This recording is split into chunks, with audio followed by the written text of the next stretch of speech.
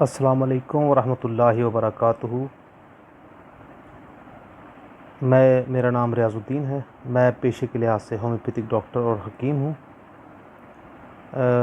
हम आपके सामने मुख्तलिफ़ अमराज़ के हवाले से पोस्टें लेकर आ रहे हैं।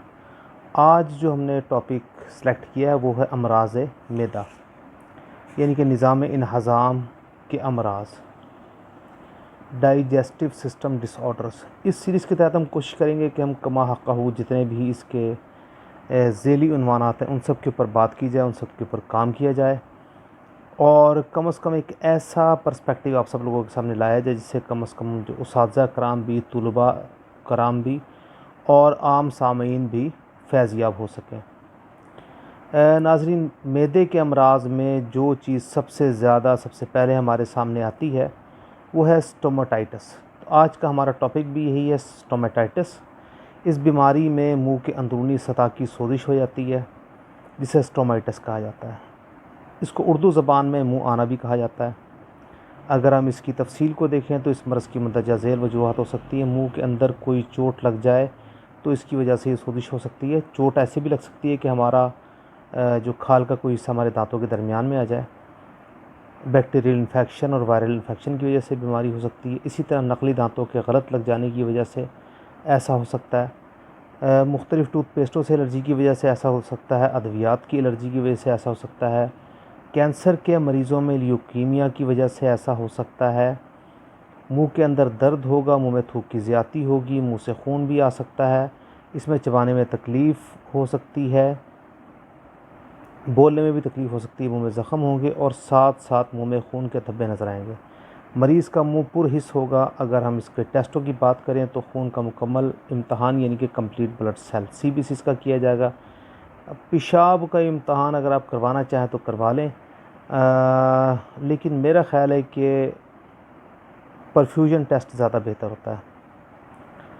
अगर हम इसके इलाज की तरफ देखें तो नाज़रीन, सबसे जो शानदार दवाई हमारे सामने आती होती है मर्क्यूरस, यानी कि मर्कसॉल। राल बहती हो, गदूद बहुत ज़्यादा मुतवर्रम हो तो ये दवाई बहुत ही शानदार काम करती है। दूसरी दवाई हमारे पास आती है बोरेक्स।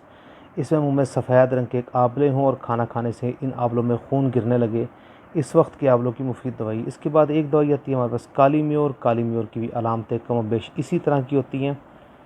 इसके अलावा अगर काली क्रोमियम इसके लिए इस्तेमाल की जा सकती है अगर सांस में बहुत ज़्यादा बदबू हो, रुखसार की अंदरूनी लौबदार झिल्ली में ज़ख़म। काली क्लोरिकम इस मर्ज़ की ख़ास दवाई है। बेलाडोना में मुंह की अंदरूनी झिल्ली मुतवर्रम, सुर्ख और जलती हुई गर्म हो, मुंह बहुत खुश्क हो, गाढ़ा थूक निकलता हो। इसके अलावा नाज़रीन, एक और दवाई अगर वो सोज़ाकी मरीज़ हो तो उसमें सबसे शानदार दवाई नाइट्रिक एसिड होगी, बिलखसूस जबकि पारा का इस्तेमाल बहुत ज़्यादा किया गया हो। इसके अलावा एक दवाई है फास्फोरस। फास्फोरस में मसूड़े फूले हुए और उनसे खून निकलता है, मुंह में खुश्की और नहायत ठंडा पानी पीने की ख्वाहिश हो। लाइकोपोडियम इस दवाई के तहत ख़ासकर ज़बान की निचली तरफ छाले होंगे और इनमें बहुत ज़्यादा दर्द होता है। सल्फ्यूरिक एसिड भी बहुत शानदार दवाई है। इनमें मसूड़े सफ़ेद, बदबूदार सांस, मुँह में पुरदर्द। नाज़रीन, हम अपने लेक्चर में गाहे बगाहे आपको बताते रहते हैं कि तेज़ाब से मुतालिक़ जितनी भी अद्वियात होंगी उनके अंदर पेशाब में बदबू लाजमी होगी।